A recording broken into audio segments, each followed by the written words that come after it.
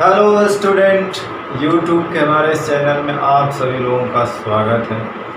आज के इस वीडियो लेक्चर में हम लोग पढ़ने वाले हैं एक महत्वपूर्ण टॉपिक जिसका नाम है किरचॉफ्स लॉ।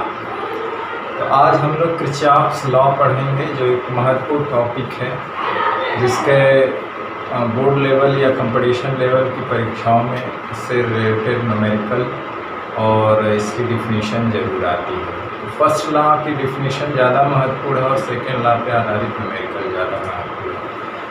तो चलिए शुरू करते हैं। हमारा जो आज का मोस्ट इम्पॉर्टेंट टॉपिक है, बोर्ड के एग्ज़ाम लेवल से भी इम्पोर्टेंट, कंपटीशन में भी अक्सर पूछा जाता है, तो वो है किरचॉफ्स लॉ। चलिए शुरू करते हैं।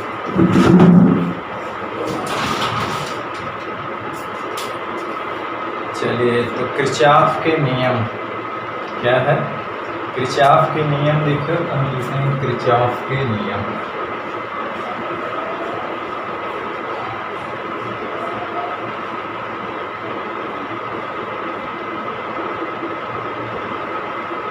किरचॉफ्स लॉ,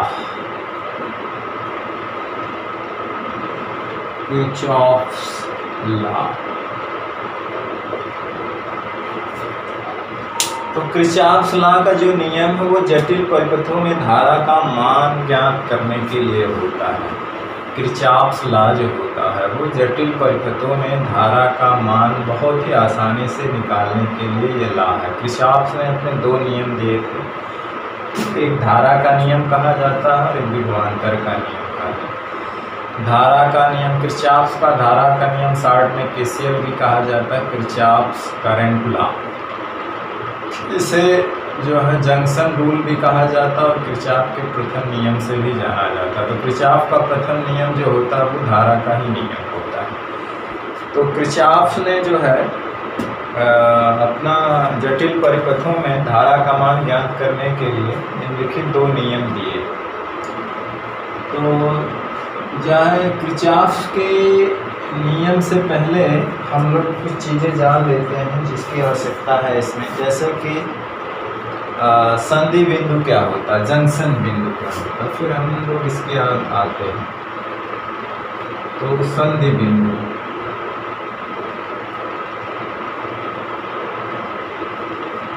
जिसको हम लोग जंक्शन पॉइंट कहा जाता है, जंक्शन पॉइंट। संधि बिंदु मतलब होता है जंक्शन पॉइंट, यानी कि संधि बिंदु उसे कहा जाता है परिपथ का वो बिंदु जहाँ 3 या 3 से अधिक धाराएं आ रही हो या जा रही हो, या जहाँ पे 3 या 3 से अधिक वायर्स या कंडक्टर्स यानी चालक मिलते हो, मीट करते हो। अभी फिगर बना के बताते हैं। तो परिपथ का वह बिंदु, परिपथ का वह बिंदु, परिपथ का वह बिंदु जहाँ 3 या 3 से अधिक, जहाँ 3 होनी चाहिए या 3 से अधिक धाराएं आ रही हो या जा रही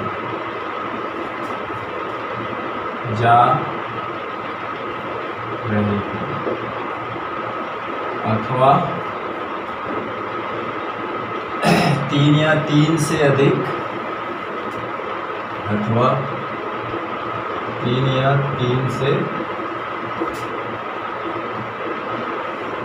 3 से अधिक तार या चालक मिलते हैं, हम उसे संधि बिंदु कहते हैं। संधि बिंदु, ठीक। अब जैसे ये है A B C D E F, ठीक। तो देखिए यहाँ पे 3 वायर्स मीट कर रहे हैं, ये जंक्शन हुआ। यहाँ भी 3 वायर मीट कर रहे हैं, ये जंक्शन हुआ। ये यहाँ पे दो वायर मीट करते हैं, इसे नोड कहा जाता है। ये नोड है, यन है, ये नोड है, ठीक, ये नोड है। और जंक्शन किसे कहते हैं? जहाँ पे तीन धाराएं आ रही हो या तीन वायर मीट करते हो, तो यानी ये देखिए यहाँ पे जंक्शन है। और इसे लूप कहा जाता है। ये जो पूरा बंद आकृति है इसे लूप कहा जाता है। और ये जो भुजाएं हैं इसको हम लोग शाखा कहते हैं, ब्रांच। ये शाखा, इसी तरह ये शाखा है, यानी कि ब्रांच, और ये ब्रांच, ठीक। और जो ये बंद लूप है, चारों शाखाओं से घिरी आकृति को लूप कहा जाता है ना? क्या कहा जाता है? लूप। और जहाँ दो वायर्स या धाराएं मिलेंगी उसे हम लोग क्या कहेंगे? शाखाएं जहाँ मिलती हैं उसे नोड कहा जाता है। क्या कहा जाता है? नोड कहा जाता है। ये चीज़ें थी, तो आप इसे हम लोग किरचॉफ के नियम के पहले ही लिख लेना चाहिए था। किरचॉफ के नियम हेडिंग के पहले ये संधि बिंदु हेडिंग डालना चाहिए था। चलिए कोई बात नहीं है। तो किरचॉफ के नियम में कुछ लिखना है ये कि जटिल परिपथों में धारा का मान ज्ञात करने के लिए, जटिल परिपथों में धारा का मान ज्ञात करने के लिए, जटिल परिपथों में धारा का मान ज्ञात करने के लिए किरचॉफ ने निम्न दो नियम दिए। किरचॉफ ने निम्न दो नियम दिए। पहला नियम क्या है? धारा वितरण का नियम, यानी जिसको हम लोग प्रथम नियम कहते हैं, जिसको जी। तो पहला है धारा वितरण का नियम या किरचॉफ का धारा का नियम।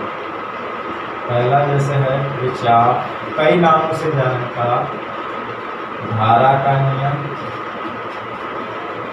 या धारा वितरण का नियम।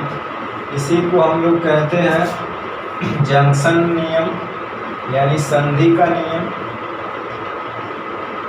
संधि का नियम, या इसी को हम लोग कहते हैं किरचॉफ का प्रथम नियम, किरचॉफ का प्रथम नियम, या इसी को धारा वितरण का नियम कहा जाता है, ठीक, धारा वितरण का नियम।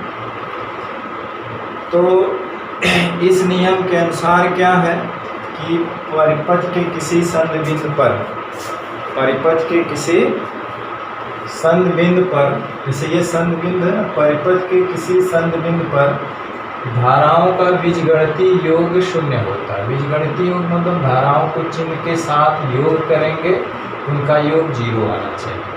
उससे दो बातें निकल के आएंगे।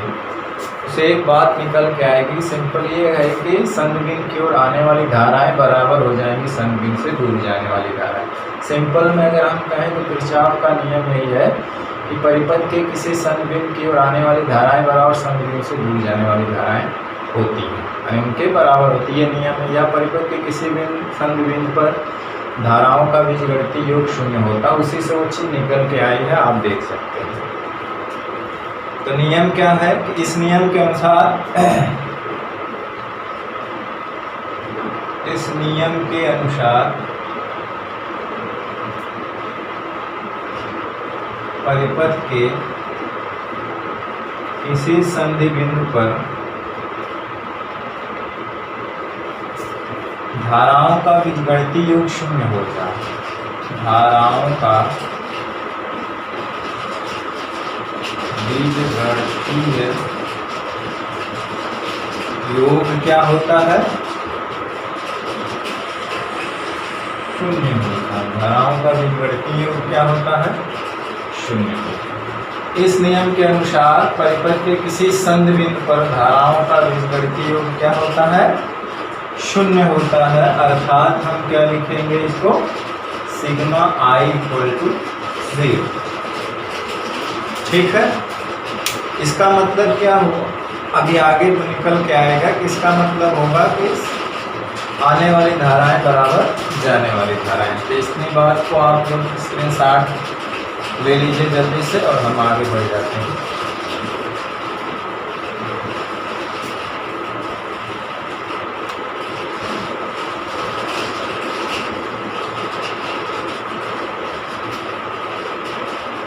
चलिए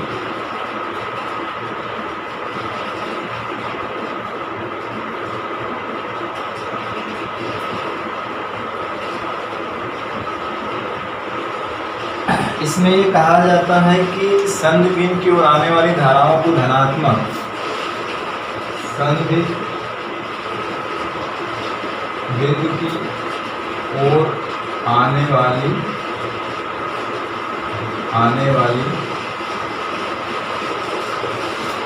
धाराओं को धनात्मक तथा संधि बिंदु की ओर संधि बिंदु से दूर जाने वाली धाराओं को ऋणात्मक माना जाता है। ऋणात्मक माना जाता है। ऋणात्मक माना जाता है।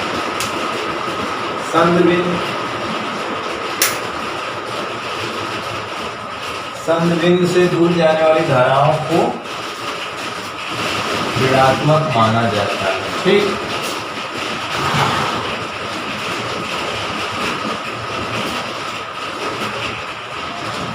तो ये है कि संध बिंदु की ओर आएंगी धाराएं तो उनको हम लोग धन मानेंगे और संध बिंदु से जो दूर जाएंगे तो उनको हम लोग क्या मानेंगे, ऋण मानेंगे।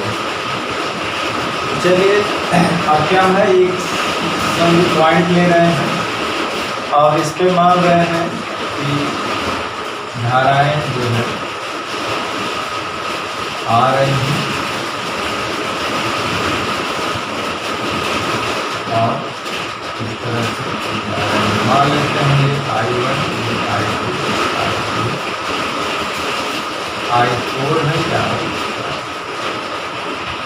तो संध बिंदु के नियमानुसार क्या होता है, नियमानुसार क्या है कि संध बिंदु पर परिपथ के किसी संध बिंदु पर धाराओं का बीजगणितीय योग क्या होना चाहिए, शून्य होना चाहिए धाराओं का। लेकिन उसमें एक चीज ध्यान देना है कि उसमें क्या ध्यान देना है कि जो संध बिंदु पे आने वाली धाराएं हैं वो क्या है, धनात्मक, संध बिंदु से दूर जाने वाली धारा को ऋणात्मक होती है।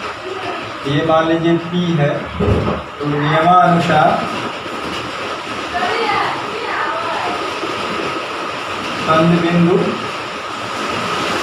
P पर क्या हो जाएगा, आने वाली I2, I3 और जाने वाली को ऋणात्मक मानेंगे, का बीजगणितीय योग क्या हो जाएगा, 0। इस कथन में ये कथन जुड़ा हुआ। अब इन दोनों कथन का एक कथन और आएगा, आप चाहें तो उसको भी कह सकते हैं सिंपली, आने वाली धारा और जाने वाली धारा। तो ये यहाँ से निकल के आया I4 + I5, यानी कि संध बिंदु की ओर आने वाली धाराएं बराबर संध बिंदु से दूर जाने वाली धाराएं। ये भी किरचॉफ का कथन है। किरचॉफ के नियमानुसार किसी संध बिंदु की ओर आने वाली धाराएं बराबर संध बिंदु से दूर जाने वाली धाराएं, क्योंकि इन्हीं दोनों नियम से ये आया। ये इम्पोर्टेंट है कि संध बिंदु की ओर आने वाली धाराएं बराबर संध बिंदु से दूर जाने वाली धाराएं। ठीक, इन बातों को आप क्या कहेंगे, याद रखेंगे। संध बिंदु की ओर आने वाली धाराएं बराबर हो जाएगा संध बिंदु से दूर जाने वाली धाराएं। संध बिंदु की ओर आने वाली धाराएं बराबर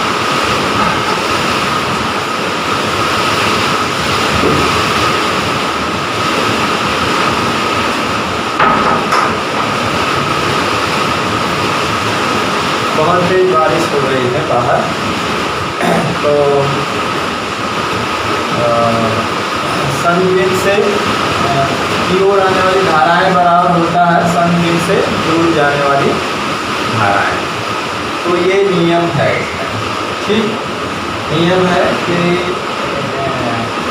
परिपथ के किसी संविन पर धाराओं का जो प्रतिरोध शून्य होता है उसमें आएगी संविन की ओर आने वाली धारा बराबर दूर जाने वाली को ऋण। इस हिसाब से संविन की ओर आने वाली धाराएं बराबर हो जाती हैं संविन से दूर जाने वाली धाराएं। चलिए अब इस पे एक दो सवाल ले लेते हैं। ठीक, इसको स्क्रीनशॉट ले लीजिए, इसे मिटा दिया जाए।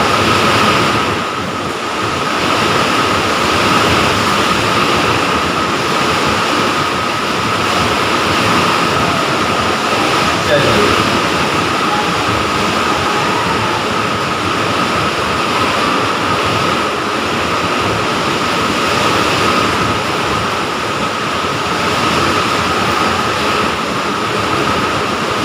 इसमें बहुत सारे सवाल हैं, आप प्रैक्टिस करेंगे। जैसे एक सिंपल सवाल है,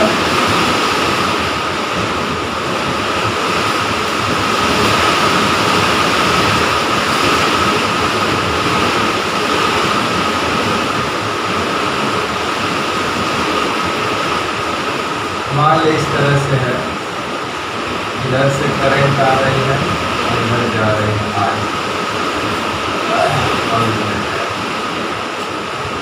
ये 4 एम्पियर है, ये 3 एम्पियर है, ये 2 एम्पियर है। तो इसका मान क्या होगा?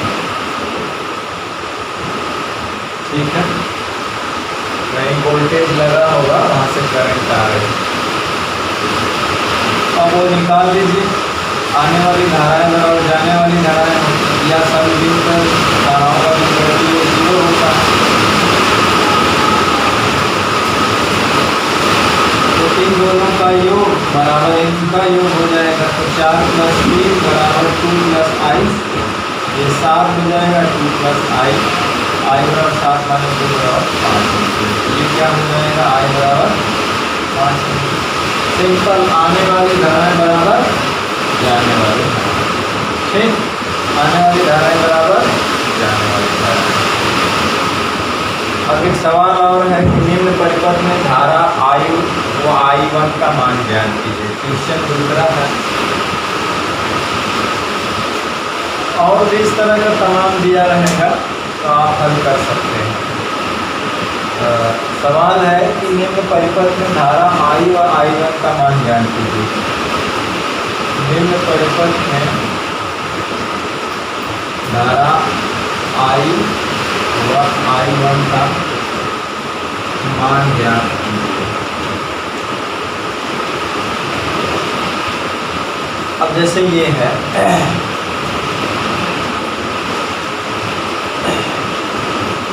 ये है कि मान इधर से करंट आ रहा है, इधर से आ रहा है, इधर जा रहा है, इधर जा रहा है।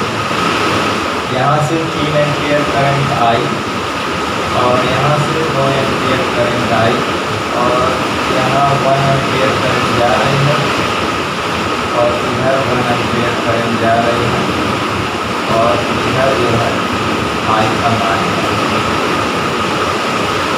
ठीक,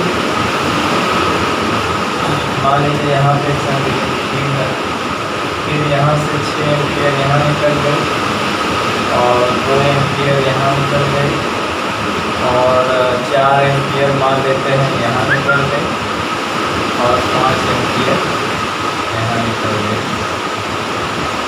ठीक,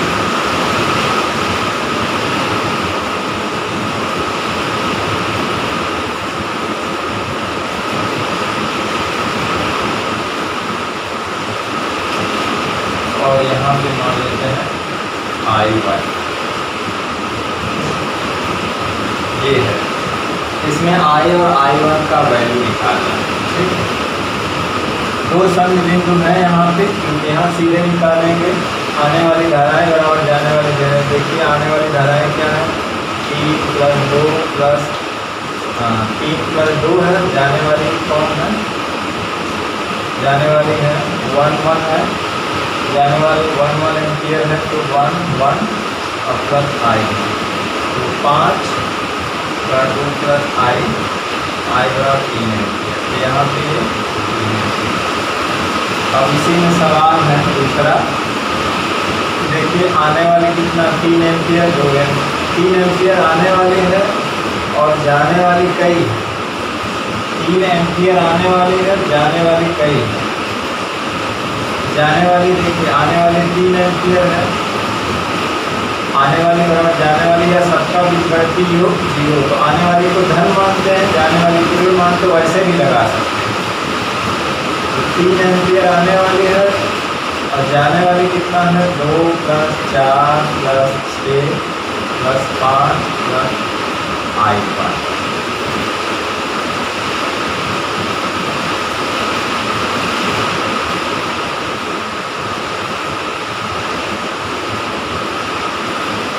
ठीक, तो यहाँ से देख रहे हैं 3 हो गया, 4 × 6 6 × 5 = 11 6 = 17 प्लस I1।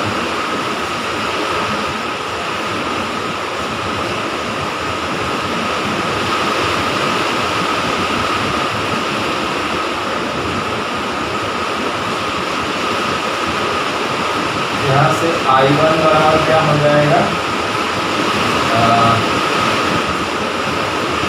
3 - 17 यानी कि क्या एम्पियर हो जाएगी -14। देखिए एक चीज़ यहाँ पे ध्यान देने वाली चीज़ है, अगर किसी धारा का मान ऋण आ गया, अगर किसी धारा का मान क्या आ गया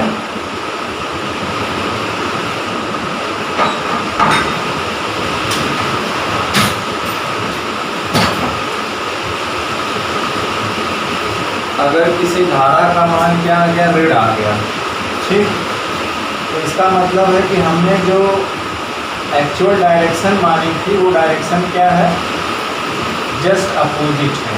ये 14 एम्पियर आ गया ऋण, तो ऋण का मतलब है कि जो डायरेक्शन चित्र में मानी गई थी एक्चुअल में उसकी डायरेक्शन उस पर उल्टी है, यानी कि जो डायरेक्शन मानी गई थी अर्थात I1 की जो दिशा मानी गई थी एक्चुअल में वास्तव में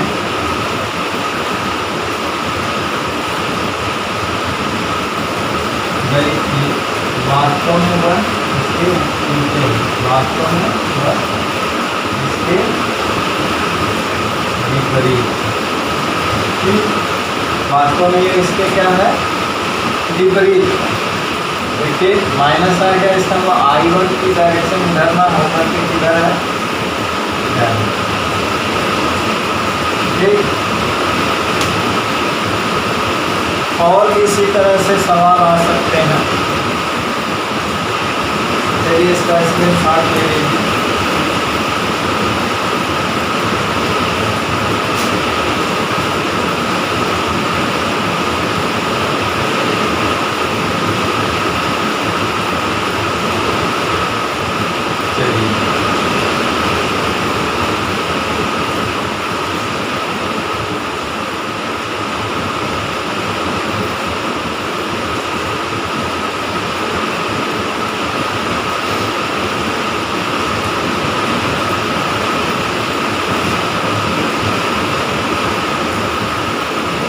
हाँ एक चीज़ है इसमें, एक चीज़ नोट में लिख लीजिए, वहाँ पे अक्सर ये पूछा जाता है, इम्पोर्टेंट है, बार बार पूछा जाता है कि किरचॉफ का प्रथम नियम किस सिद्धांत पे आधारित है, यानी किस संरक्षण के नियम पर आधारित होता है। तो यह जो नियम क्या है आवेश संरक्षण के नियम पर आधारित होता है।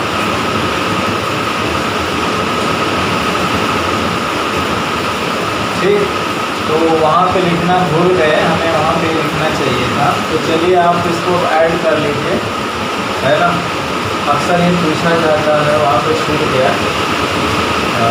तो क्या है कि ये नियम जो है देखेंगे कि किसी संधि बिंदु पर संधि असल में किसी संधि पे धारा या आवेश का जो है वो संचय नहीं होता, यानी जितनी धाराएं या आवेश पर सेकंड संधि क्या ओर आते हैं पर सेकंड उतने ही चले जाते हैं। तो संधि पे आवेशों का संचय नहीं होता, तो इसीलिए संधि आवेशों का संचय न होने के कारण ये आवेश संरक्षण पे आधारित है। तो किसी संधि पर कोई धारा, इन पर कोई धारा या आवेश का संचय नहीं होता। क्या नहीं होता? संचय नहीं होता। इसीलिए यह नियम आवेश संरक्षण नियम के आधारित है। अतः यह नियम आवेश संरक्षण नियम पर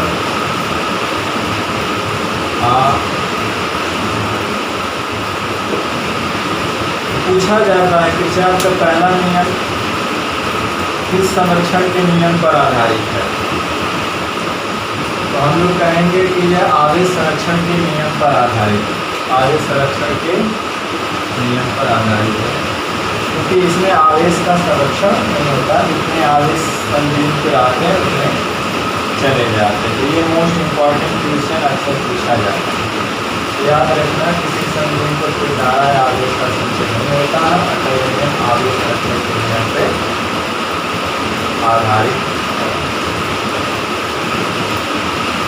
law of conservation of charge आवेश संरक्षण के नियम पर आधारित। बेस्ड ऑन क्या है? Based on the principle of conservation of charge, यानी आवेश संरक्षण के सिद्धांत पर आधारित। सिद्धांत कहिए या नियम पर आधारित है। ठीक,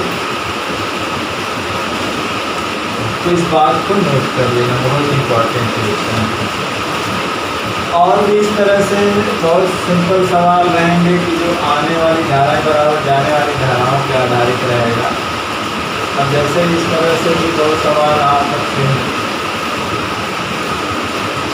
है कि नहीं?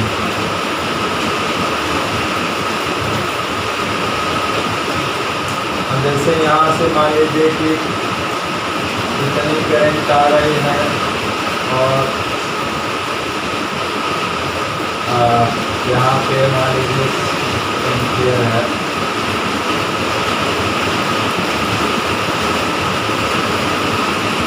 यहाँ पे पूछ सकता है कि कितना होगा।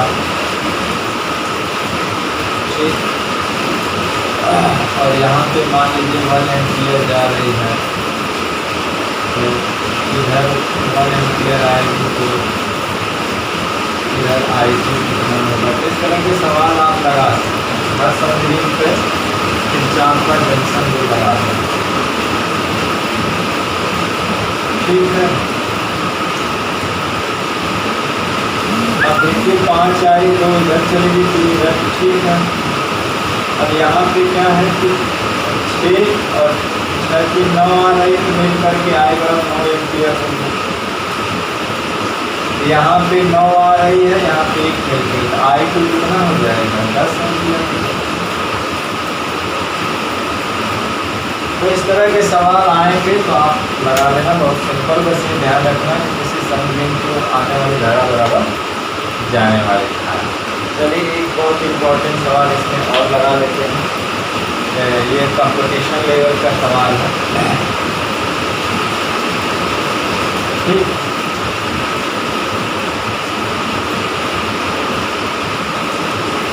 तो इसका स्क्रीनशॉट ले लीजिए।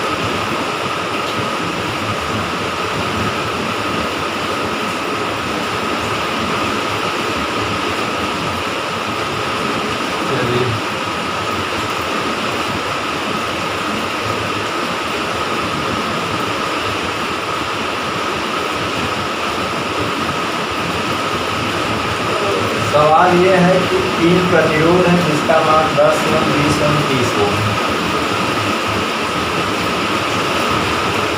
थोड़ा हट के सवाल है। 3 प्रतिरोध जिसका मान 10 ओम, 20 ओम, प्रतिरोध है जिनका मान 10 ओम 20 ओम और कितना है 30 ओम है, वो चित्रानुसार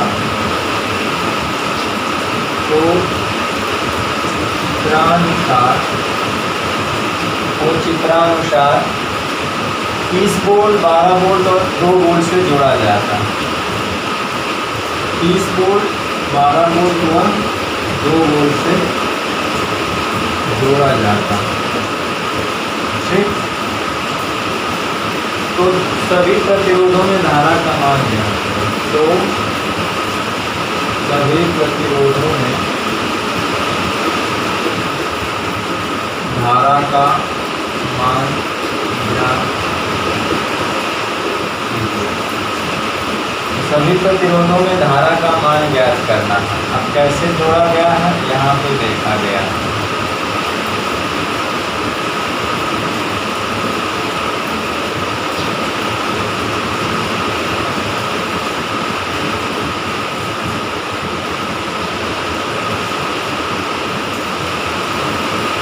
ये 30 वोल्ट है, ये 10 ओम है, 30 ओम है, 30 ओम है, ये 12 वोल्ट से जुड़ा है, ये 2 वोल्ट से जुड़ा है। ठीक, ये करंट I1 आ रही है, ये I2 आ रही है, ये I3 आ रही है। कह रहा है अब देखिए ये क्लोज नहीं है, अगर ये क्लोज लूप होता तो हम किरचॉफ का दूसरा नियम लगाते हैं। खुला है तो कह रहा है कि धाराओं का मान ज्ञात कीजिए। हालांकि ये बोर्ड लेवल का सवाल नहीं है, थोड़ा सा हट के सवाल है। तो ऐसे सवाल को लगाने के लिए क्या है कि वो संधि पॉइंट है, संधि पॉइंट है, इसकी पोटेंशियल को भी मान लीजिए। ऐसे सवालों लगाने के लिए कि माना संध बिंदु का भी वोल्टेज क्या है V, माना संध बिंदु का वोल्टेज क्या है, संध बिंदु का वोल्टेज हम क्या मान लेते हैं V मान लेते हैं। अब हम किरचॉफ का नियम लगाएंगे। ठीक, संध बिंदु की ओर आने वाली तीनों धाराओं का बीजगणितीय योग 0 होगा। आने वाली सभी धाराएं पॉजिटिव होती हैं, उनका बीजगणितीय योग क्या होगा 0 होगा।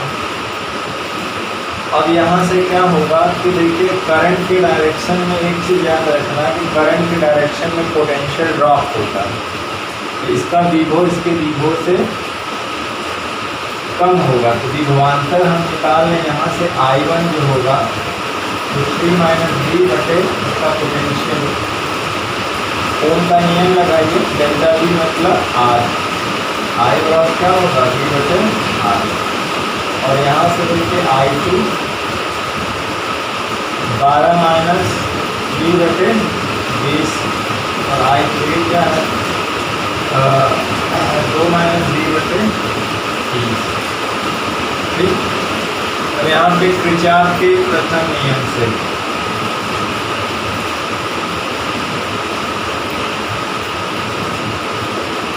संध बिंदु के आने वाली धाराओं का बीजगणितीय योग क्या होता है, किसी संध बिंदु पर परिपथ के किसी संध बिंदु पर मिलने वाली धाराओं का बीजगणितीय योग 0 हो।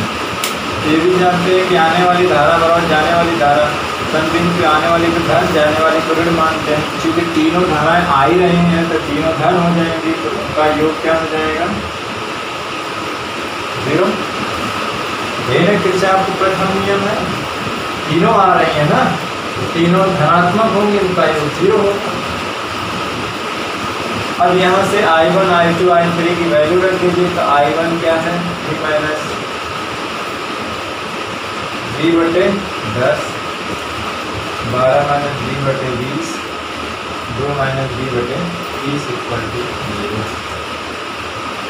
ठीक, अब इनके एलसीएम ले लो, एलसीएम तो इधर आके 0 होगा, 30 होगा एलसीएम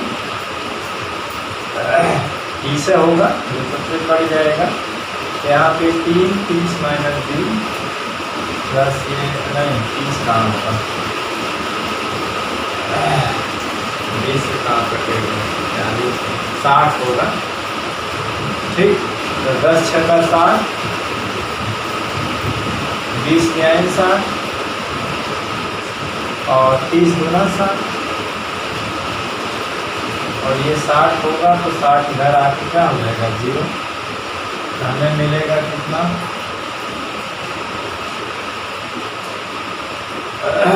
12 माइनस 3 प्लस 2 माइनस 2 इक्वल टू 0। ये क्या हो जाएगा 6 3 18 180 minus 60 12 3 36 minus 3 4 minus 3 equal to 0। 6 3 9 2 11 इधर हो जाएगा 180 प्लस 36 प्लस 4 बराबर 11। भी निकालना जरूरी है तभी वहाँ करंट मिलेगी। तो 40 हो गया ये 220 हो जाएगा 11 भी मतलब हो गया 230 11 गुना 22 20 वोल्ट। यानी यहाँ का विभवांतर करके और पूछता कितना है तो 20 वोल्ट डिस्चार्ज करना लगा। अब वहाँ पे रख दीजिए, देखिए I1 कितना हो जाएगी 30 माइनस 20 बटे 10 यानी कि 10 बटे 10 1 एम्पियर। I2 कितना हो जाएगा 12 माइनस 20 बटे 20 माइनस 8 बटे 20 और I3 कितना हो जाएगा 2 माइनस 20 बटे 30 माइनस 18 बटे 30। यहाँ पे I2 I3 की जो डायरेक्शन होगी वो दी हुई डायरेक्शन से क्या होगी अपोजिट होगी। अब इसको भाग दे करके पता करके कितना है, लेकिन माइनस माइनस आ रहा है ना, इसका मतलब एक्चुअल में इनकी डायरेक्शन जो होगी 12 और की इधर होगी, इसकी डायरेक्शन इधर होगी और इसकी डायरेक्शन एक्चुअल चित्र के अपोजिट होगी। मतलब उधर से 1 आएगी और इधर से 2 चली जाएगी। ठीक, इसका मतलब इन दोनों का जोड़ इसके बराबर होना चाहिए। पहली वाली धारा क्या है 1 एम्पियर, तभी तो पहली वाली धारा 1 एम्पियर है ना, 30 में से 30 घटाएंगे 10 तो पहली वाली धारा 1 एम्पियर देखा जाए, सही है। और ये आया 12 माइनस 8 मतलब 8 बटे 20 होगा और ये 18 बटे 30 देखा जाए 8 बटे 20 और प्लस 18 बटे 30 60 20 3 7 3 बटे 24 प्लस 3 दूनी 60 18 गुना 36 60 बटे 7 मतलब 1 एम्पियर। इसका मतलब है कि दोनों का योग इसके बराबर होना चाहिए।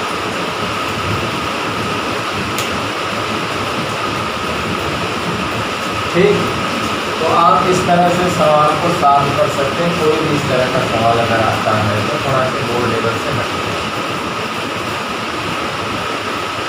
तो चलिए इसका स्क्रीनशॉट ले लीजिए। अब हम चलते हैं किरचॉफ के दूसरे नियम की तरफ,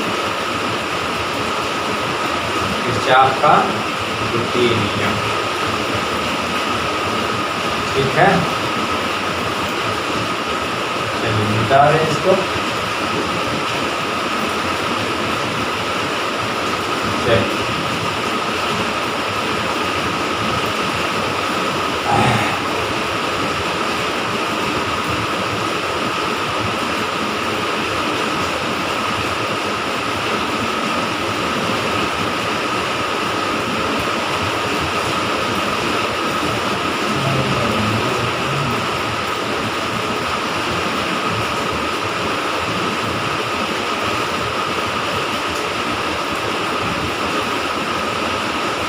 अब है किरचॉफ का दूसरा नियम।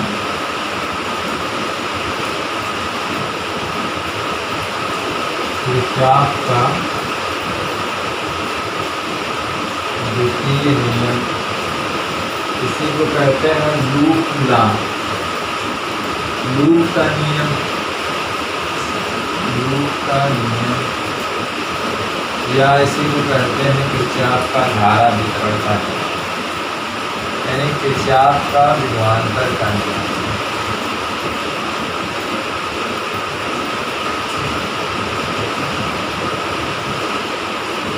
विभवांतर का नियम,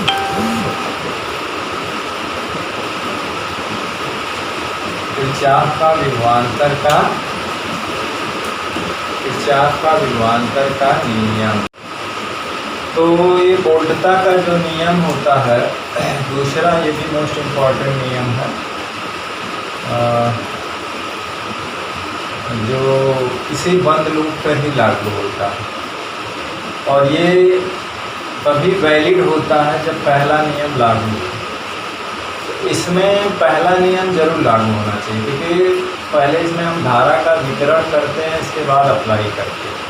पहली बात तो ये बंद लूप के लिए है, किरचॉफ का जो द्वितीय नियम है ये बंद लूप के लिए है, इसके लिए बंद लूप पे ही लागू होगा। दूसरी चीज़, इसमें किरचॉफ तभी वैलिड होता है जब किरचॉफ का पहला नियम लागू हो चुका होता है। तो पहला नियम पहले लगता है, फिर दूसरा वैलिड होता है। तीसरी बात ये ऊर्जा के संरक्षण के सिद्धांत पे आधारित, यह नियम जो है ऊर्जा के संरक्षण के सिद्धांत पे आधारित है, क्योंकि इसमें जो है विभवांतर की बात है। तो इसमें क्या है, इस नियम में होता है कि किसी विद्युत परिपथ में बंद लूप के लिए सभी वोल्टताओं का बीजगणितीय योग शून्य होता है। यानी आप इसको इस तरह से कर सकते हैं या ऐसे कर सकते हैं कि विभवांतरों का योग शून्य होता है। जाहिर सी बात है, V बराबर होता है W/Q। इसका मतलब होता है बंद लूप के लिए क्या होता है, वर्क डन, एक्सटर्नल एजेंट वाला वर्क डन होता है, ये एक्सटर्नल एजेंट बाई Q होता है। तो ये किसी बंद लूप के लिए वर्क डन 0 होता है, इसलिए V = 0। तो यहाँ वर्क डन मतलब ये कार्य यानी ऊर्जा, नेट ऊर्जा 0 है, तो ये ऊर्जा संरक्षण के सिद्धांत पर आधारित है, इसलिए V भी क्या होता है, 0 होता है किसी बंद लूप के लिए। ठीक है, इसीलिए ऊर्जा संरक्षण के सिद्धांत पर आधारित होता है। तो यह नियम क्या है, ऊर्जा संरक्षण के सिद्धांत पर। तो चलिए इसको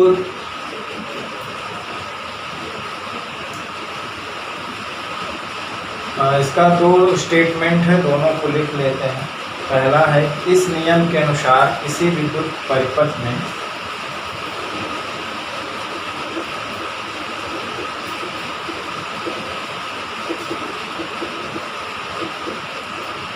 किसी विद्युत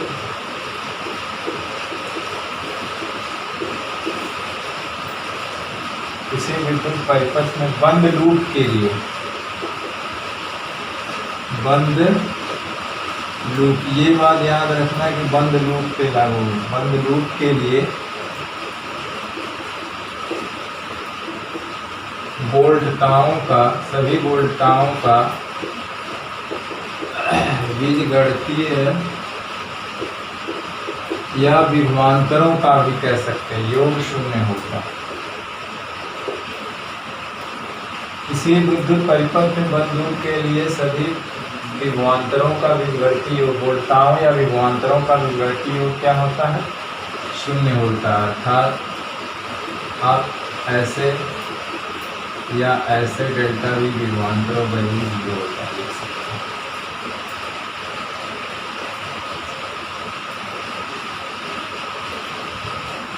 ठीक, या इसी को दो तरीके से कहा जा सकता है, या इसी को कहा जा सकता है कि जैसे देखिए कि कोई बंद परिपथ है तो उसमें रेजिस्टेंस होता है, करंट होती है, तो रेजिस्टेंस के ऊपर विभव का पतन होता है, यानी विभव लॉस होता है, और उसमें बैटरी भी जुड़ी होती है, यानी कि जिसको हम लोग स्रोत वोल्टता कहते हैं या विद्युत वाहक बल भी कह देते हैं। तो कहने का मतलब है कि किसी विद्युत परिपथ में बंद लूप के लिए जो होता है स्रोत वोल्टाओं का बीजगणितीय योग, यानी जो कि सेल लगे होते हैं। स्रोत वोल्टाओं का मतलब विद्युत वाहक बलों का बीजगणितीय योग जो होता है बंद लूप में जो विभव पतन होते हैं, बंद लूप में धारा और विभवांतर का, धारा और विभव का कह सकते हैं गुणनफल के बीजगणितीय योग के बराबर होता है। यानी कि जितने जितने सेल लगे होते हैं उनका बीजगणितीय योग बराबर बंद लूप में धारा और प्रतिरोध का गुणनफल, जिसको हम लोग विभवांतर का गुणनफल कहते हैं, का योग के बीजगणितीय योग के बराबर होता है। ये दूसरा कथन। हालांकि सबका बीजगणितीय योग शून्य होता है। जो पहला कथन है कि सबका बीजगणितीय योग क्या होता है, शून्य होता है। तो दूसरा नियम ये है, जो दूसरी बात हम लोग कहने जा रहे हैं वो ये है कि किसी विद्युत परिपथ में बंद लूप की विभिन्न शाखाओं में, दूसरी बात, किसी विद्युत परिपथ में बंद लूप के, वही बंद लूप का मतलब होता है बंद परिपथ। बंद लूप को हम लोग बंद परिपथ भी कहते हैं। तो बंद लूप की विभिन्न शाखाओं में या हम लोग कह सकते हैं विभव पातों का बीजगणितीय योग। तो विभिन्न शाखाओं में धारा और प्रतिरोध के गुणनफलों में धारा और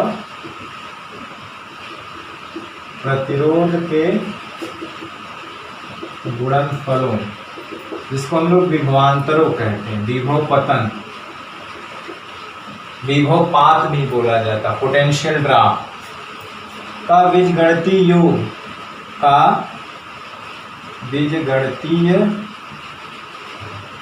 योग। अब उसी में सेल लगे होते हैं, है ना। बंद लूप में उपस्थित योग, बंद परिपथ कर लीजिए या बंद लूप कर लीजिए, बंद लूप में उपस्थित स्रोत वोल्टाओं कह लीजिए या विद्युत वाहक बलों, इसको हम लोग स्रोत वोल्टाओं या इसी को हम लोग कहते हैं विद्युत वाहक बलों, यानी सेल लगी होती है। सेल का विद्युत वाहक बल होता है ना, बलों के बीजगणितीय योग, बलों के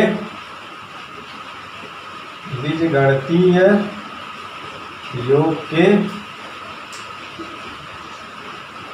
बराबर होता है। बलों के बीजगणितीय योग के क्या होता है, बराबर होता है। कहने का मतलब है कि सिग्मा आई आर, इसी को हम लोग क्या कहते हैं, सिग्मा डेल्टा वी या वी बराबर सिग्मा ई। बात कहने का मतलब है इसे स्रोत वोल्टा या विद्युत वाहक बल कहा जाता है, ठीक है ना। ई क्या है, ये स्रोत वोल्टा है, ये नियम होता है। तो आप दोनों कथन लिख सकते हैं, ठीक। और ये नियम किसके लिए लागू होता है, बंद परिपथ, बंद लूप के लिए। तो उस चीज़ों को हम लोग थोड़ा लिख लेते हैं, ठीक है। तो इसका स्क्रीनशॉट ले लीजिए। ये नियम याद रखिए, कभी कभी नियम आता है लेकिन पहला नियम जो है वो लिखने के लिए आता है, मोस्ट इम्पॉर्टेंट है। ये दूसरा वाला जो इस पर न्यूमेरिकल ज़्यादा आता है। तो पहला दोनों के नियम से किसी भी जटिल परिपथ में धारा का मान हम प्रतिरोध में ज्ञात कर सकते हैं। एक प्रोसेस फॉलो करके कोई भी परिपथ में हम इस नियम की सहायता से धारा का मान निकाल सकते हैं। फिर स्क्रीनशॉट ले लीजिए।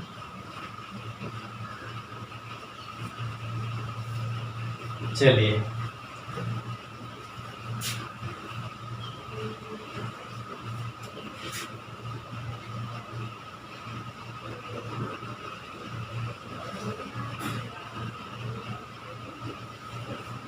अब ये ला जब हम सवाल लगाएंगे तो और अच्छे से समझ में आएगा ठीक। यहाँ आई आर, जितने भी आई आर होंगे सबका योग चिन्ह के साथ, वो तो अभी नियम बताएंगे कब माइनस लेना है कब प्लस लेना है। और उसमें जितनी सेलें लगी होंगी, जितने वोल्टाएं होंगी, उसको चिन्ह के साथ, कोई उल्टी जुड़ी होगी कोई सीधी जुड़ी होगी, तो उसके हिसाब से इसका बीजगणितीय योग। बीजगणितीय योग का मतलब होता है चिन्ह के साथ जोड़ना। तो इसमें क्या है कि किरचॉफ का वोल्टा नियम केवल बंद लूप के लिए ही लगता है। पहली चीज लिखेंगे नोट में कि किरचॉफ का दूसरा नियम,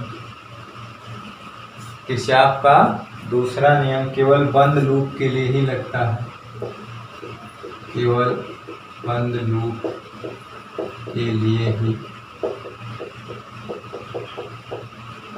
लगता है। ठीक, दूसरी बातें क्या हो सकती हैं कि हाँ, इस नियम को जैसे हमने उसको क्या लिखा था, केसीएल लिखा था ना, इस चीज को शॉर्ट में केवीएल कहा जाता है। याद रखना, किरचॉफ वोल्टेज लॉ, किरचॉफ के वोल्टेज का नियम या विभवांतर का नियम किरचॉफ वोल्टेज लॉ शॉर्ट में बोलते हैं केवीएल। ठीक है ना, बताना भूल गए थे तो केवीएल शॉर्ट में कहा जाता है, उसको शॉर्ट में केसीएल कहा जाता है। तो ये शॉर्ट फॉर्म है, केवीएल केसीएल, केसीएल प्रथम और केवीएल दूसरा।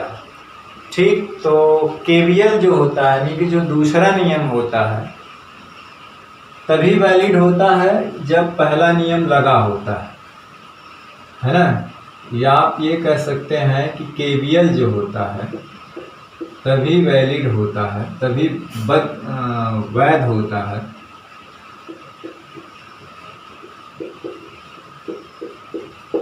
जब प्रथम नियम यानी केसीएल लग चुका होता है।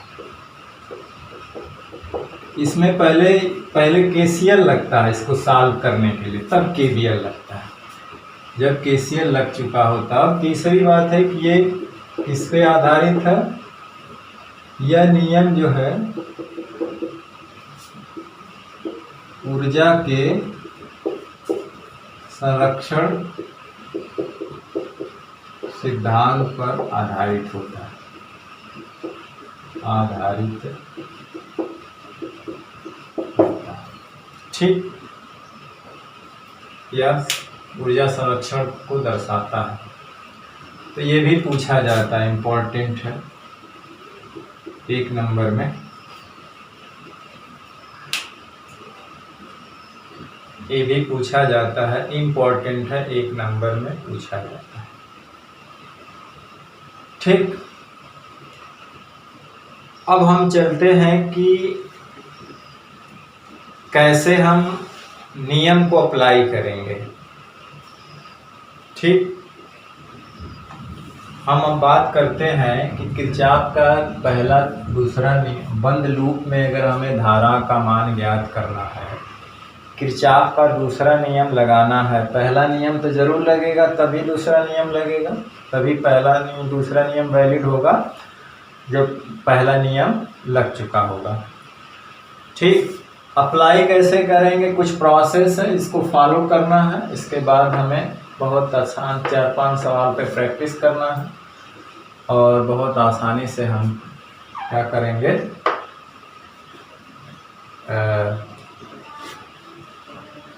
बहुत आसानी से जो है करंट का परिपथ में मान हम लोग निकाल सकते हैं। ठीक है, तो किरचॉफ का नियम कैसे लागू करें, अप्लाई करें, how to apply Kirchhoff's law, मतलब यानी कि किरचॉफ का नियम लागू करने का तरीका,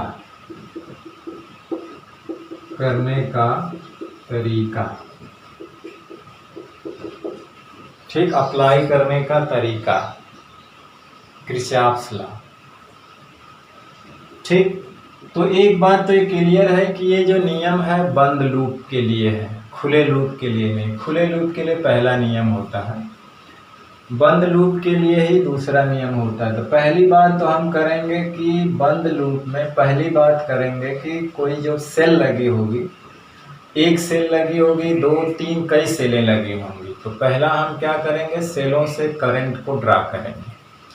पहला काम हम करेंगे कि किसी एक सेल से करंट निकालें, या दो सेल लगी हो दोनों से निकालें, या तीन लगी हैं तीनों से निकालें, या तीनों से ना निकालें किसी एक ही से निकालें। आपके ऊपर स्वतंत्रता है। कहने का मतलब है कि आप स्वतंत्र हैं। जैसे कि उसमें एक सेल, दो सेल, तीन सेल लगी होंगी, बैटरियां लगी होंगी, तो अगर मान लीजिए करंट की डायरेक्शन ऑलरेडी दे रखा है, तब तो आपको निकालने की ज़रूरत नहीं है। अगर मान लीजिए सवाल में करंट डरा करके दिया है, तब तो बात ही खत्म, तो आपको केवल लागू करके सॉल्व करना है। लेकिन अगर केवल परिपथ दिया है और करंट ड्रा नहीं किया है, तो पहला काम करेंगे कि सेल से करंट विथड्रॉ करेंगे, निकालेंगे। ठीक, तो उसमें एक सेल दिया है तब तो ठीक है, एक सेल से निकाल लीजिए उससे, और दो दिया है तो आप स्वतंत्र, या तो दोनों से अलग अलग I1 I2 करंट निकालिए, या केवल एक ही सेल से I करंट निकाल करके सब में वितरित कर दीजिए। लेकिन एक बात का ध्यान रखना है कि जिस सेल से जितनी करंट निकालेंगे उतनी करंट उसको वापस करनी है। जिस सेल से जितनी करंट निकालेंगे उतनी करंट उस सेल को वापस करनी है। ठीक, धीरे धीरे समझ में आएगा। तो पहली बात यह है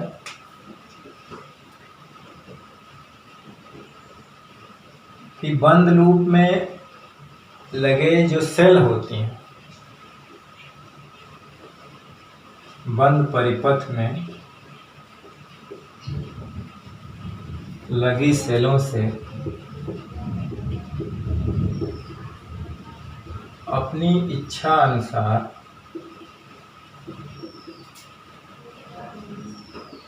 धाराओं को निकालते हैं, ड्रॉ करते हैं, धाराओं को निकालते हैं। ठीक है, अपने स्वादानुसार, कहने का मतलब अपनी इच्छा अनुसार। एक सेल से निकालिए चाहे जो कई सेलों से निकालिए।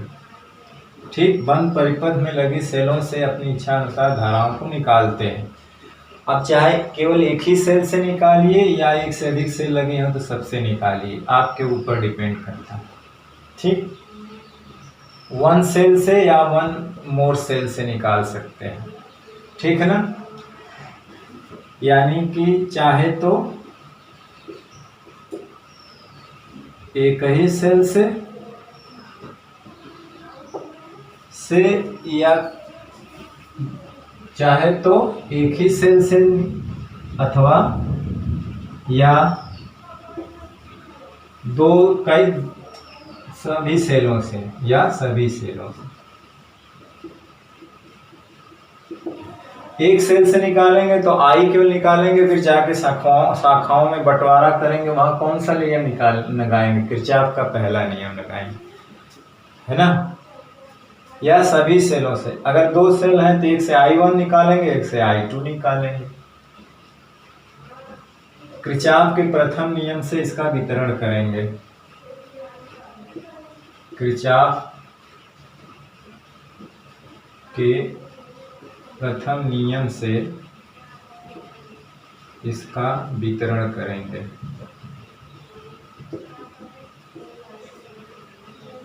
या सभी सेलों से। जब सवाल लगेगा ज्यादा समझ में आएगा। ठीक है ना। दूसरी बात है कि एक बंद परिपथ को चुनेंगे, फिर क्या करेंगे, बंद परिपथ का चुनाव करेंगे। ठीक है, बंद परिपथ का चुनाव करेंगे, यानी वो क्लोज होना चाहिए। लूप कैसा होना चाहिए, एक होगा या एक से अधिक, एक हो या हो सकता है, एक हो सकता है या एक से अधिक हो सकता है। कभी कभी एक ही होगा या एक से अधिक हो सकता है। बंद लूप का चुनाव करेंगे। यानी कि जहां से चलेंगे फिर वहीं दिखाएंगे। बंद लूप का मतलब है कि जैसे कि ये है ABCD, तो ऐसे इसका पाथ लेंगे लूप ABCDA, मतलब जहां से चले वहीं आ जाना है। यानी ये पॉइंट लिए तो लास्ट में भी यही दिखाना ABCDA, ABCDA, जहां से चले वहीं आएंगे। जब लास्ट में ये लिखेंगे मतलब जहां से चले वहीं आएंगे, फिर लूप क्लोज होना चाहिए।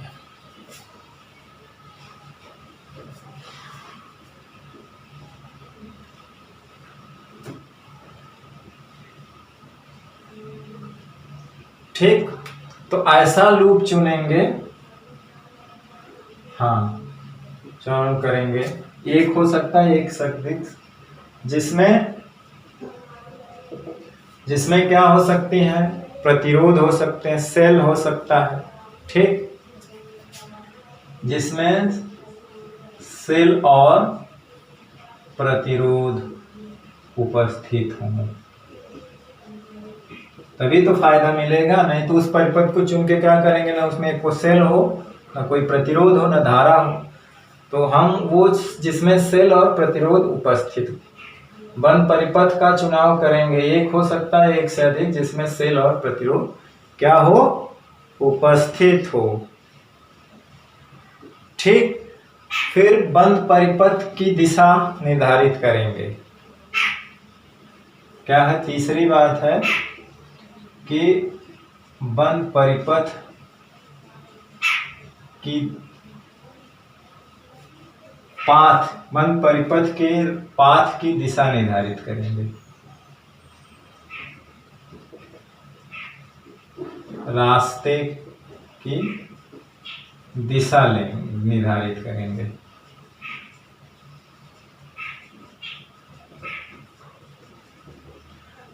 मतलब दिशा कैसे भी ले सकते हैं, क्लॉकवाइज ले सकते हैं या एंटी क्लॉकवाइज, ठीक। या तो आप क्लॉकवाइज लें या तो उसे एंटी क्लॉकवाइज लें, मतलब या तो इस तरह से लें या तो इस तरह से। क्लॉकवाइज या एंटी क्लॉकवाइज मतलब या तो ऐसे चुने या तो ऐसे चुने।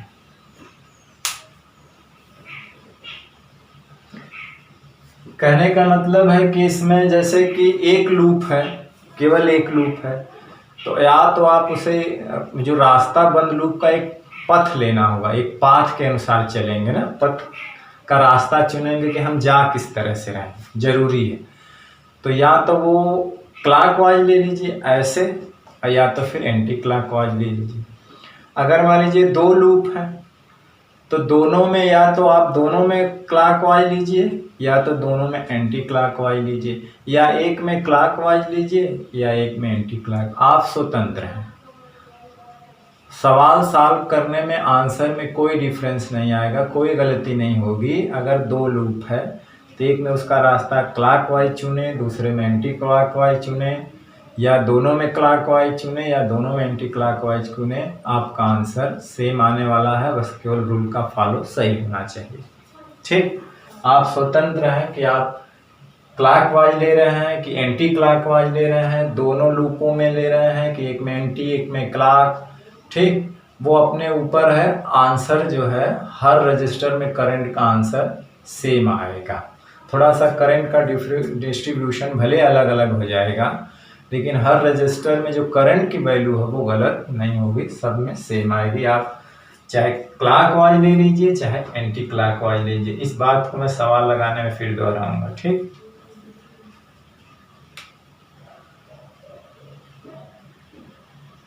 अब हम पोटेंशियल ड्रॉप वाली चीज को, यानी कि जो सेल हैं, धन कब लेंगे सेल को और ऋण कब लेंगे, और IR का गुणनफल धन कब लेंगे ऋण कब लेंगे, उसके नियम पे चलते हैं, ठीक। तो आप इसका स्क्रीनशॉट ले लीजिए।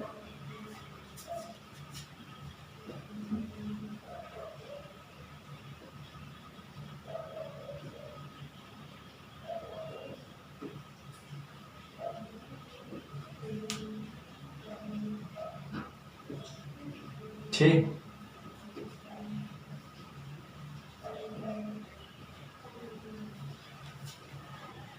अब जो महत्वपूर्ण नियम ये है कि जो उसमें सेल लगी होती है उसे धन कब लेंगे, ऋण कब लेंगे, और जो प्रतिरोध में करंट जाती है तो आई आर का गुणनफल कब धन होगा कब ऋण होगा, ये चीज ध्यान देनी है। चौथी बात ये है, ठीक। देखिए जैसे कि ये सेल है,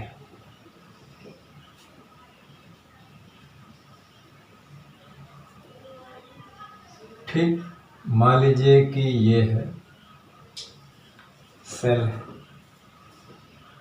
और ये प्लस है और ये माइनस है, ये प्लस है।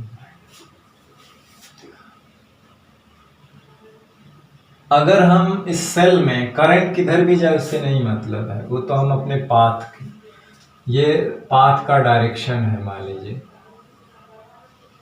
ये पाथ का डायरेक्शन, ठीक। मान लीजिए इसमें हम इस तरह से चल रहे हैं, इसमें हम रिजल्ट ले रहे हैं तो इस तरह चल रहे हैं, दो ठो लिए ना, तो हम समझाने के लिए पाथ का डायरेक्शन है। तो देखिए ये होता है हायर पोटेंशियल और ये होता है लोअर पोटेंशियल। तो ये पाथ का रास्ता जब हायर से लोअर की ओर होगा, ठीक, हायर से क्या होगा, लोअर की ओर होगा, तो ये E की वैल्यू होगी या V की वैल्यू जो होगी, E या V की वैल्यू हम क्या लेंगे, नेगेटिव। क्यों लेंगे, क्योंकि यहाँ पे पोटेंशियल गिर रहा है, क्योंकि हम प्लस से माइनस की ओर जाते हैं तो हमेशा प्लस से माइनस की ओर जाने पोटेंशियल ड्रॉप होता है, ठीक। यानी कि छेद की जो डायरेक्शन होती है प्लस से माइनस की तरह, तो छेद के डायरेक्शन में भी वो पतन होता है, पीछे पड़ चुके हैं, ठीक। तो हम यहाँ पे E या V को क्या लेंगे, नेगेटिव। हमारा रास्ता ये होगा, यानी ऐसे पाथ की डायरेक्शन ये है, यानी कि जब हम ऐसे चलेंगे, ठीक, इसमें पाथ हमारा ऐसे है, तो देखिए आप नेगेटिव से पॉजिटिव की ओर जा रहे हैं, यानी कि लोअर टू हायर जा रहे हैं। तो यहाँ पे जब लोअर टू हायर जाएंगे तो E या V को हम क्या लेंगे, पॉजिटिव चिन्ह के साथ पॉजिटिव लेंगे, ठीक। इस बात को याद रखना, यानी अगर हम नेगेटिव से पॉजिटिव की ओर चलें तो पॉजिटिव, अगर हम सेल में नेगेटिव से पॉजिटिव की ओर चलें तो उसका मान पॉजिटिव लेना, अगर पॉजिटिव से नेगेटिव की ओर चले तो उसका मान नेगेटिव लेना। यानी कि अगर हम पॉजिटिव से नेगेटिव चलें तो क्या होना चाहिए, नेगेटिव। अगर हम नेगेटिव से पॉजिटिव की ओर चलें तो वो होगा पॉजिटिव, याद रखना, डायरेक्शन ये रहेगी। तो ये हो गया सेल में। अब आ जाइए रजिस्टर में, जब करंट, यानी कि रजिस्टर की बात करें, करंट ऐसे फॉलो कर रही है आई, एक और ले लेते हैं। हालांकि एक नियम और है जो और भी सिंपल है, तो वो नियम केवल एक जगह लागू होता है, जो हमने वो किरचॉफ के दूसरे नियम की जो दूसरी डिफिनीशन बताई, दूसरा जो रूल बताया, उस पे ही केवल लागू होता, पहले वाले पे लागू नहीं होता। और ये जो है दोनों पे लागू होता है, तो इसीलिए यही जानिए कि गलती होने के चांस नहीं है। मान लीजिए करंट ऐसे जा रही, अब हम पाथ कैसा चुनते हैं, तो जान लीजिए कि अब पाथ हम जो ऐसा चुनते हैं, ये पाथ हमारा रास्ता, यानी कि ऐसे, और यहाँ पे पाथ कैसा चुन रहे हैं हम, ऐसा जा इधर से रहे हैं, करंट फ्लो हो रही है इधर से, यानी पाथ इधर है, ठीक। तो एक चीज याद रखना, तो आई आर का गुणनफल यहाँ पे क्या हो जाएगा, यहाँ पे करंट की डायरेक्शन में अगर हम पाथ चलेंगे तो जाहिर सी बात है करंट हमेशा हायर से लोअर की ओर चलती है, करंट हमेशा हायर से किधर चलती है, लोअर की ओर चलती है। जब हम करंट के डायरेक्शन में हमारा रास्ता भी होगा तो आई आर का जो गुणनफल होगा डेल्टा वी, ये क्या हो जाएगा, नेगेटिव लेना। ठीक। और इसमें अगर हम करंट के विपरीत चल रहे हैं तो डेल्टा वी, या जिसको हम लोग आई आर ले रहे हैं, इसको हम लोग पॉजिटिव लेंगे। ठीक। ये रूल होगा, इसे हमेशा फॉलो करना है, याद रखना कि अगर हम करंट के डायरेक्शन में हमारा रास्ता होगा तो आई आर का गुणनफल नेगेटिव, और करंट के विपरीत होगा तो आई आर का गुणनफल पॉजिटिव। करंट की दिशा में पाथ होगा, यानी कि धारा की दिशा में पाथ होगा तो आई आर क्या होगा, नेगेटिव, और धारा के विपरीत पाथ होगा तो आई आर क्या होगा, पॉजिटिव। ठीक। इस बात को दिमाग में बैठा लेना। ठीक। ये दोनों रूल हम फॉलो करेंगे और बाकी जो हमने बात लिखी है वो फॉलो करेंगे। तो देखिए, करंट ड्रा अगर नहीं है तो ड्रा करेंगे, करंट अगर ड्रा नहीं है तो ड्रा करेंगे, मतलब निकालेंगे। एक सेल होगी तब तो एक ही सेल से निकालना मजबूरी है, दो होगी तो दोनों से निकालिए, या केवल एक से निकालिए और फिर डिस्ट्रीब्यूशन कर दीजिए अलग अलग। आप अगर सवाल में ऑलरेडी निकाला हुआ है करंट की डायरेक्शन तो फिर किरचॉफ का रूल पहला लगाइए, पहला तो लगाया है, दूसरा लगाइए, इन दोनों का फॉलो करिए, एक रास्ता चुनिए, एंटी क्लॉकवाइज क्लॉकवाइज, निकल जाएगा। ठीक। अब जैसे हम इसको एम्प्लीफाई करते हैं, इम्प्लीमेंट करते हैं इस लॉ को, इसका स्क्रीनशॉट ले लीजिए, फिर इसके बाद सवाल पे आते हैं।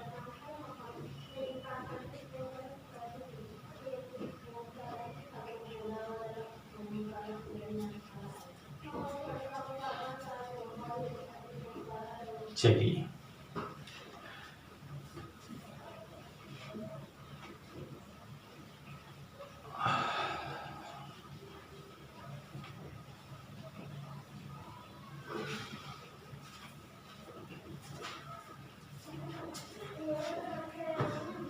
तो जैसे मान लीजिए कि एक हम पाथ बना रहे हैं, इसमें जो है आप 3 लूप बना सकते हैं। आप इसको अप्लाई करेंगे, अभी एक सवाल छोटा सा लेंगे। जैसे कि ये है, कभी कभी सेल ई के रूप में दिया रहता है, कभी कभी नहीं दिया रहता, कभी कभी वोल्टेज के रूप में दिया रहेगा। ठीक। जैसे ये E1 है और ये E2 है। हम पहला और दूसरा नियम दोनों लागू करेंगे। किरचॉफ का जो पहला स्टेटमेंट है और दूसरा। ठीक।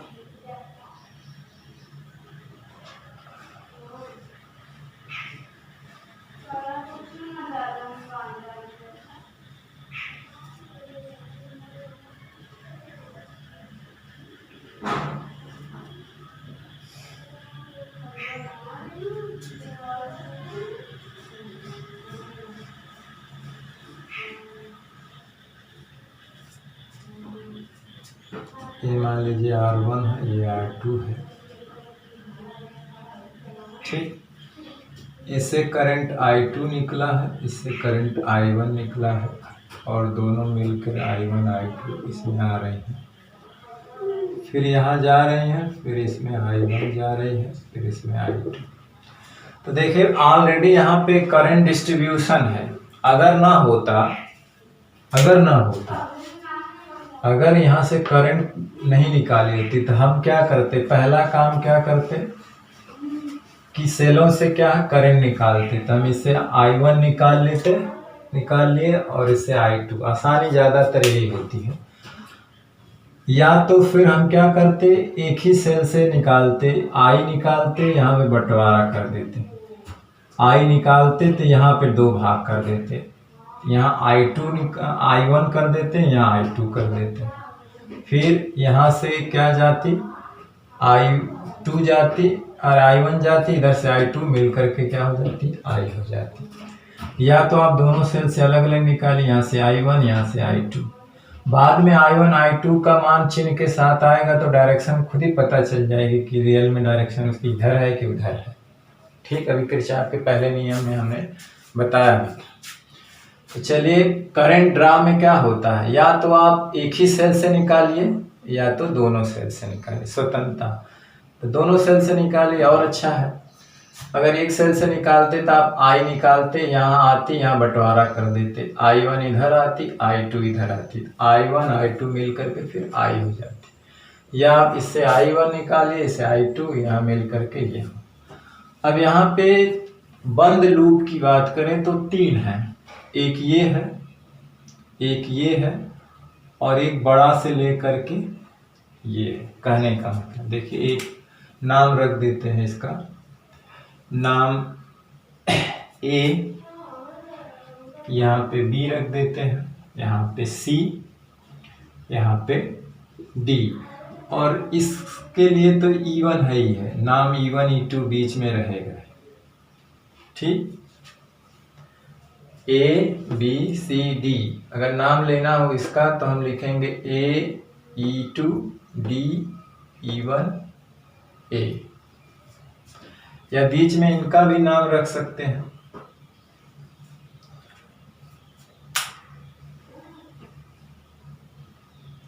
तो इसमें लूप मिलेगा, एक ये मिलेगा, कौन सा मिलेगा, A1 A E2 D E1 A।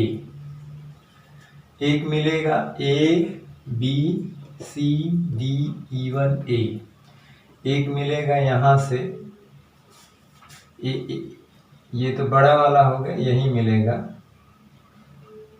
इसको A तो यही नाम दे देते हैं। एक मिलेगा A B C T E2 A है नीचे वाला, तो इसमें इसको भी नाम में शामिल कर लेंगे। किसी किसी परिपथ में दिया रहेगा नाम तो अपना नाम रख देते चलते, इस सेल का भी नाम रख देते A B C D। तो अपने ऊपर नामकरण तो करेंगे, पहला काम नामकरण ही करना है, दूसरा काम है करंट को ड्रा करना है, तीसरा काम है लूप का चूज करना है, चौथा काम है उसमें पाथ चुनना है कि एंटी क्लॉकवाइज लेना है कि क्लॉकवाइज लेना है। इसके बाद सेल और प्रतिरोध पर करंट की डायरेक्शन किधर कैसे है उसको लेना है। ठीक, रास्ता चुनना है। तो चलिए हम पाथ पहला चुन रहे हैं, उसके हिसाब से लागू कर रहे हैं। ये किरचॉफ का पहला नियम लागू हो गया, देखिए तभी वैलिड होगा दूसरा नियम। करंट ड्रा होगा, डिस्ट्रीब्यूशन होगा, ये दोनों मिलकर के I1 I2 इसमें मिलेगी, फिर इधर जाएगी, फिर इधर बंटवारा हो जाएगी। ठीक, अब जैसे हम बंद परिपथ ले रहे हैं,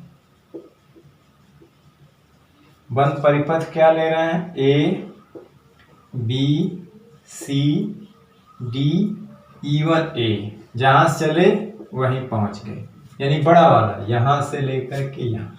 अब देखिए हमारा रास्ता क्या है, ये बड़े वाले में रास्ता हम कैसे चल रहे हैं, एंटी क्लॉकवाइज चल रहे हैं। रास्ता कैसा है, एंटी क्लॉकवाइज, मतलब ऐसे, याद रखना ऐसे चल रहे हैं, ऐसे एंटी क्लॉकवाइज है। आप ऐसे भी चल सकते थे, A E1 D C B A, ऐसे भी चलेंगे, रिजल्ट में कोई फर्क नहीं पड़ेगा। तो चलिए हमारा रास्ता इस तरह से है, यहाँ पे कोई रजिस्टर नहीं, यहाँ पे है। ठीक, तो देखिए इसमें I1 I2 है, तो देखिए हम एक रूल है, वो रूल हमेशा लागू नहीं होगा। वो रूल भी है कि हम करंट के डायरेक्शन में IR का मान पॉजिटिव हो गया, अगर सेल पे पहले पहुंच गए नाम लेने पे ऋण पे तो प्लस लेंगे, धन पे पहुंचे तो ऋण लेंगे। तो थोड़ा कंफ्यूजन कर रहेगा क्योंकि दो स्टेटमेंट आया है किरचॉफ का, एक सिग्मा करके 0, उसमें वो गलत हो जाता है। हाँ, इसमें नहीं गलत होता, IR सिग्मा E, इसमें ये रूल जो हम है वो सही होता है। इसलिए हम वो रूल फॉलो कीजिए जो यहाँ पे हर तरह से लागू हो जाए। तो चलिए देखिए, करंट पाथ हम कैसे ले रहे हैं, ऐसा ले रहे हैं, पाथ कैसा ले रहे हैं, ऐसा ले रहे हैं। ठीक, तो देखिए कि करंट के डायरेक्शन में अगर पाथ है तो नेगेटिव आएगा, करंट के डायरेक्शन में पाथ है तो क्या आएगा, नेगेटिव आएगा। अभी पीछे पढ़े हैं ना, करंट के डायरेक्शन में पाथ है तो क्या आएगा, नेगेटिव। चलिए अब ऊपर यहाँ पे करंट I1 है, देखिए यहाँ पर भी पाथ के डायरेक्शन में ही करंट बह रही है तो वो भी नेगेटिव होगा, R1 I1। हम देखें यहाँ पे माइनस से प्लस की ओर चल रहे हैं, माइनस से प्लस लोअर से हायर की ओर चल रहे हैं तो ये क्या लेंगे, पॉजिटिव लेंगे। तो यानी कि E1 पॉजिटिव इक्वल टू 0। या इसको हम ऐसे भी ले सकते हैं, इसको यहीं रहने दीजिए, इन सबको इधर लाइए। तो देखिए ये इसका पहला रूल है, जो पहला स्टेटमेंट है। अब दूसरा स्टेटमेंट क्या है, इन दोनों को उस साइड लाइए। तो उस साइड लाएंगे तो क्या हो जाएगा, E1 बराबर RI1 प्लस I2 और प्लस R1 I1। क्या मतलब हुआ दूसरा स्टेटमेंट की, धारा और प्रतिरोध का गुणनफल यानी विभवांतरों का योग विद्युत वाहक बल जो लगे होते हैं वोल्टाओं के बीजगणितीय योग के बराबर होता है। ये भी रूल हो गया। ठीक, अब जो है आप इसी को ले लीजिए, कौन सा पाथ, बंद पाथ। इससे एक समीकरण बनेगा, जितने पाथ लेंगे, अरे जितने लूप लेंगे उतने समीकरण बनेगा, उतने हल आएगा।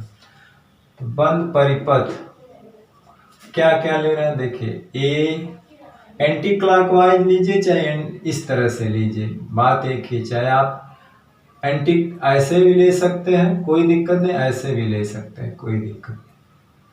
चलिए हम ऐसे ले रहे हैं। इसमें कौन सा बंद परिपथ है, AE2D, AE2D E1A। तो चलिए इसमें हमारा रास्ता ऐसे है। तो देखिए हम ऐसे चल करके प्लस से माइनस की ओर आ रहे हैं, मतलब हायर टू लोअर आ रहे हैं, यानी इसको नेगेटिव लेना है। अब देखें यहाँ पे करंट की डायरेक्शन क्या है, इसमें करंट की डायरेक्शन I2 इसमें ऐसे है।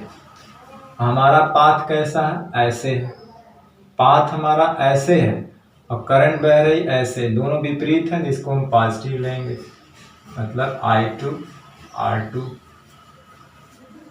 ठीक, अब यहाँ पे आइए, यहाँ पे देखिए करंट के डायरेक्शन में जा रहे हैं तो ये माइनस हो जाएगा I1 R1। फिर देखिए हम सेल पे पहुंचे तो लोअर टू हायर ये प्लस हो जाएगा इक्वल टू 0। या आप इसे ऐसे भी लिख सकते हैं, इसको E1 माइनस E2 इधर रहने दीजिए और इन दोनों को इधर ले आइए, तो I1 R1 minus I2 R2, ये भी लागू हो सकता है। तो ये पहला स्टेटमेंट था, ये दूसरा स्टेटमेंट। प्रतिरोध और धारा का बीजगणितीय योग, वोल्टाओं का बीजगणितीय योग।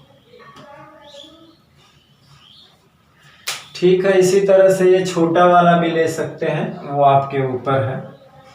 ठीक, चलिए अब सवाल लगाते हैं। एक सवाल, छोटा सा सवाल लेते हैं। और आज कहने का मतलब ये है कि आज हम इसी पर एक दो सवाल ले लेंगे, बाकी अलग से इसका सवाल लेके आएंगे, केवल ओनली न्यूमेरिकल, क्योंकि टाइम भी देख रहे हैं तो मजे का समय हो गया है। तो चलिए इसका स्क्रीनशॉट ले लिए, हमने बताया कैसे अप्लाई करते हैं।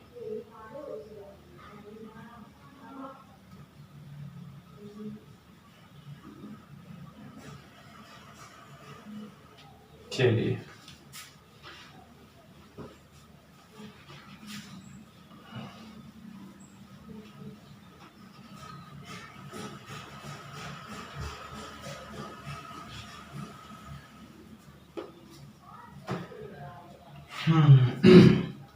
जैसे क्वेश्चन ले रहा हूं मैं कि एक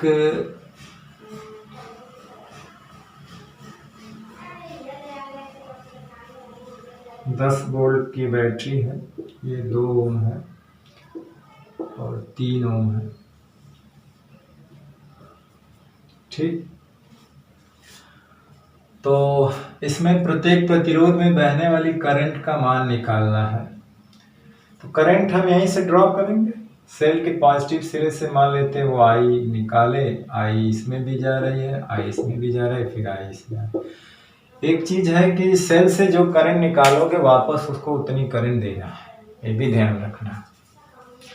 अब देखिए इसको अगर हम किरचॉफ का नियम ना लगाएं, सिंपली ये वाला नियम लगाएं, ई टोटल प्रतिरोध V बटे R, ओम का नियम, तो ये तुरंत आ जाएगा करंट। भाई तुल्य प्रतिरोध 3 2 5 ओम है और ये 10 वोल्ट है, टोटल प्रतिरोध 5 है, तो करंट कितनी आएगी 2 एम्पियर। हम किरचॉफ का नियम लगाते हैं। ये तरह सिंपल है, आप इस तरह से भी हल कर सकते हैं, ऐसा पढ़ते आ गए हैं। आप ओम का नियम भी अप्लाई कर सकते हैं। पीछे के जितने भी रूल हैं आप तो पढ़ ही लिए हैं, अप्लाई कोई भी कर सकते हो, लगाने के ऊपर है, तो कुछ किसी तरह से है। अब किरचॉफ का नियम लगाना है तो आप जैसे कि हम अब क्लॉकवाइज एंटी क्लॉकवाइज ले रहे थे। अब देखिए हमने पहला काम किया, बंद लूप है, करंट को ड्रा किया कि ये आई निकल रही है। एक ही सेल है, क्या करें, दो होता दोनों से निकालते, नहीं तो एक ही निकाल करके दोनों में डिस्ट्रीब्यूट करते। पहला नियम लग गया, किरचॉफ का पहला नियम भी लग गया, जितनी करंट गई उतनी आई। अब हम एक बंद परिपथ लेते हैं, बंद परिपथ का नाम रख लेते हैं ABCDA। ठीक, तो बंद परिपथ हम ले रहे हैं क्या, रास्ता, बंद परिपथ। अब रास्ता कैसा चुनेंगे वो उसके ऊपर है, ये ऐसे चुनिए या ऐसे चुनिए। तो चलिए अब हम एंटी नहीं क्लॉकवाइज चुन लेते हैं, ऐसे। तो बंद परिपथ ले रहा है ऐसे, यानी ABCDA, ABCDA हमारा रास्ता कैसे, ऐसे। अब हम जो है जब बंद लूप ले लिया, लूप की डायरेक्शन भी ले लिया कि किधर है, अब हम पोटेंशियल ड्रॉप IR वाला नियम लगाएंगे किरचॉफ का, फिर इसके बाद किरचॉफ का दूसरा नियम अप्लाई करेंगे। चलिए किरचॉफ का दूसरा नियम क्या, अब यहाँ से करंट चली, यहाँ हम पहुंचे, पाथ भी यही डायरेक्शन है, देखिए पाथ का डायरेक्शन यही है, तो पाथ के डायरेक्शन यानी करंट के डायरेक्शन में हमारा रास्ता है, तो क्या आएगा, माइनस आएगा, I गुणनफल 3। ये भी वही है, I गुण 2, और हम पहुंचे क्या है, माइनस से प्लस, यानी कि लोअर से हायर पे पहुंचे तो ये प्लस हो जाएगा और इक्वल टू 0। ठीक, इक्वल टू क्या हो गए 0। ये -3i, ये -2i प्लस 10 इक्वल टू 0, या इन दोनों को इधर ले आइए, या आप क्या करते, या तो इनके योग के बराबर करते, है ना। अब ये दोनों इधर आ जाएगा तो 5i हो जाएगा बराबर 10, i बराबर 10 बटे 5, यानी 2 एम्पियर तक भी आएगी।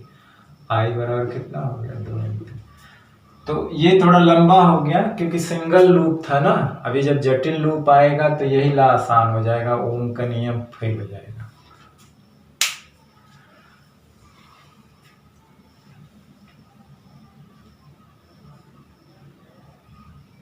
ठीक, अब इसी को पक्षांतर कर दीजिए तो सेल यहीं पे रहता, सेल यहीं पे रहता और यहाँ पे क्या हो जाता,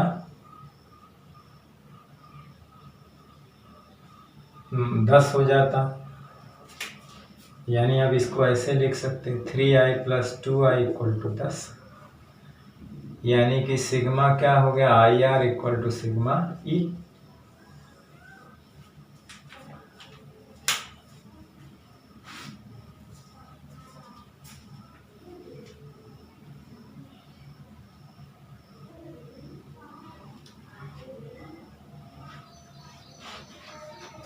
तो इस तरह से आप इसको अप्लाई कर सकते हैं। ठीक, चलिए 1-2 सवाल देख लेते हैं, बाकी इसका न्यूमेरिकल अलग से लेके आएंगे। ठीक है, इसका स्क्रीनशॉट लेना हो तो ले लीजिए।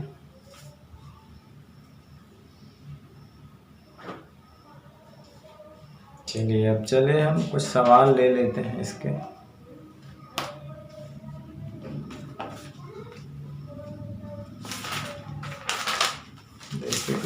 सवाल है,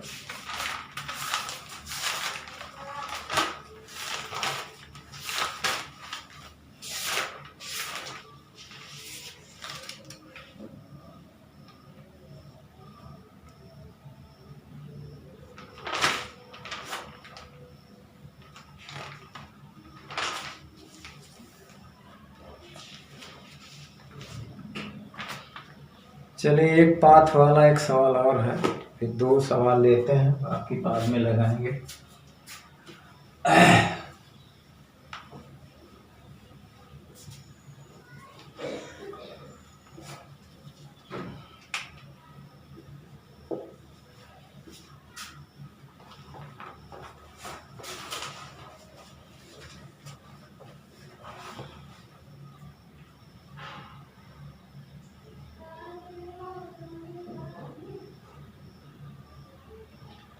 जैसे ये दिया हुआ है,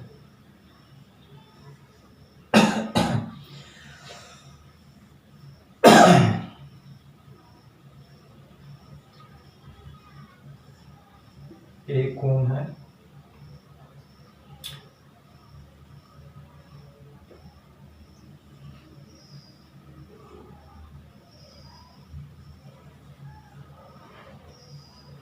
ये 4 वोल्ट की बैटरी है और ये 10 वोल्ट की बैटरी है।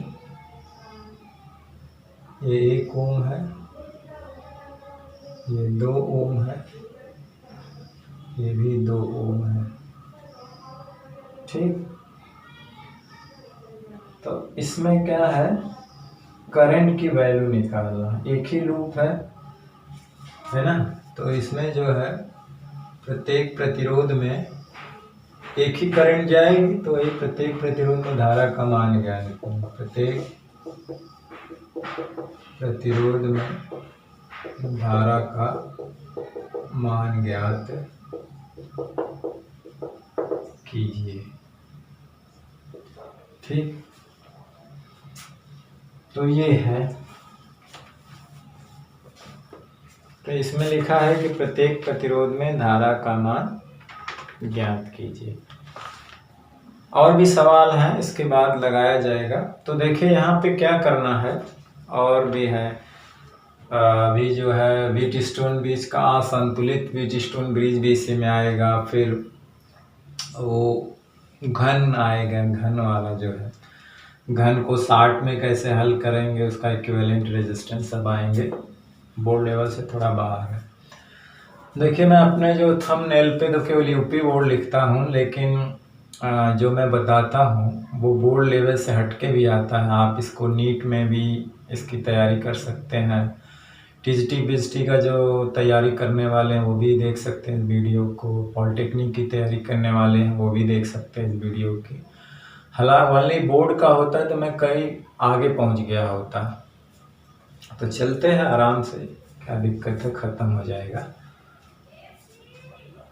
तो चलिए फिर इसका पहला काम करेंगे, नामकरण कर देते हैं। तो चलिए जैसे ये है, हम मान लेते हैं बी है, सी है, डी है। आप इधर से भी जा सकते हैं नामकरण में, ए बी सी डी, जैसे भी नामकरण करें। अब देखिए यहाँ पे 2 सेल है, तो आपको स्वतंत्रता है कि दोनों से करंट अलग अलग निकालिए। तो देखिए अगर करंट निकालेंगे, एक ही पाथ है, तो एक चीज़ और भी ध्यान देना, जैसे हम यहाँ से भी करंट निकालें, यहाँ से भी निकालें, दोनों आपस में लड़ जाएगी, पॉसिबल नहीं है, ये भी ध्यान देना। तो यानी कि जब एक ही लूप है तो करंट एक ही से निकलेगी, और जाहिर सी बात एक ही से निकलेगी, क्योंकि ये बड़ा सेल है, ये छोटा, तो करंट ये भारी पड़ेगा, यानी ये डिस्चार्ज होगी, ये चार्ज होगी, ये डिस्चार्ज होगी सेल और ये चार्ज होगी। तो करंट हम बड़े सेल से ही निकालें, इससे भी निकाल सकते हो। बाद में जो वैल्यू आएगी वो निगेटिव आ जाएगी, तो आपको ये होगा कि नहीं करंट ऐसे आएगी। जैसे हम अगर इससे भी करंट निकालते हैं इससे और इधर, तो जो आई की वैल्यू निगेटिव आ जाएगी, तो उसका मतलब एक्चुअल में उसकी डायरेक्शन किधर होगी, इधर। लेकिन हम जानते हैं कि ये सेल बड़ा है तो करंट यही देगा, तो करंट यही हम लेते हैं। यहाँ पर भी आई जाएगी और यहाँ पर भी आई आएगी और यहाँ पर भी आई आएगी, और अंत में आई जो है सेल को मिल जाएगी। तो ये करंट डिस्ट्रीब्यूशन हो गया। ठीक, अब होती पाथ चुनने का क्लॉकवाइज भी चुन सकते हैं, एंटी क्लॉक की स्वतंत्र है। ठीक, तो मैंने जैसा पाथ लिया ऐसे चुन ले, इधर से लेते थे इधर, तो हम क्या करें ऐसे चुन ले क्लॉकवाइज। आप इंटीग्रल लग के इसको हल कर सकते हैं। ठीक, तो हमने क्या लिया, बंद परिपथ लिया A B C D A में। अब चलिए हम चलते हैं इसी रास्ते से, हमारा पाथ तो यही है। तो हम माइनस से प्लस हायर की ओर पहुंचे तो ये +4 होगा। अब चलिए देखिए, करंट की डायरेक्शन नीचे हम जा रहे हैं ऊपर, तो ये प्लस हो जाएगा, +2 गुणे आई। यहाँ भी देखिए करंट के विपरीत चल रहे हैं, यानी 1 गुणे आई, और यहाँ भी करंट के विपरीत चल रहे हैं तो ये भी प्लस हो जाएगा 2 गुणे आई। लेकिन हम यहाँ पे क्या जा रहे हैं, हायर टू लोअर जा रहे हैं, तो ये -10 हो जाएगा। और यहाँ पे भी आ रहे हैं तो विपरीत आ रहे हैं, करंट ऐसे जा रही है तो ये हो जाएगा +1 गुणे आई = 0। ठीक,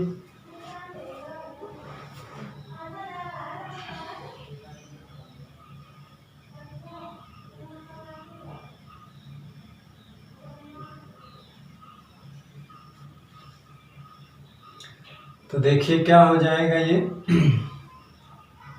ये 4 है, 2i + i + 2i + i -10 = 0। और कुल मिला के 4 2 6i हो गया, -6 = 0, i = 6/6, मतलब उसका मान क्या आएगा, 1 एम्पीयर। तो इसका मान देखिए कितना आ गया, 1 एम्पीयर। ठीक, अब दूसरा सवाल देख लेते हैं, एक आखिरी, या वीडियो को यहीं पे जो है हम समाप्त कर देते हैं। अब एक वीडियो से रिलेटेड जो है, सारे न्यूमेरिकल जो इससे रिलेटेड न्यूमेरिकल है, किरचॉफ के दूसरे नियम से रिलेटेड 4 5 6 सवाल जो भी है, इसको जो है हम अगले वीडियो लेक्चर में, कल के वीडियो लेक्चर में आते हैं लेकर के। तो आज का वीडियो लेक्चर हम यहीं समाप्त कर लेते हैं, और इसके अगले वीडियो लेक्चर में किरचॉफ के नियम पे आधारित ही सारे न्यूमेरिकल आएंगे, जिसमें व्हीटस्टोन ब्रिज का, असंतुलित व्हीटस्टोन ब्रिज भी ले लेंगे उसमें। तो उसमें करंट निकाल करके उसका इक्विवेलेंट रेजिस्टेंस कैसे पता करेंगे वो भी देख लेंगे। और फिर हम एक ट्रिक बताएंगे कि असंतुलित व्हीटस्टोन ब्रिज है तो इसकी दोनों साइडों AC और BD के बीच तुल्य प्रतिरोध डायरेक्ट कैसे निकालते हैं। तो चलिए आज का वीडियो हम यहीं समाप्त करते हैं, और फिर नए न्यूमेरिकलों के साथ एक नए वीडियो में फिर मिलते हैं। तब तक पढ़ते रहिए, पढ़ाई करते रहिए, और अपनी परीक्षा की ईमानदारी से अच्छे से तैयारी करते रहिए। All the very best. Thank you very much.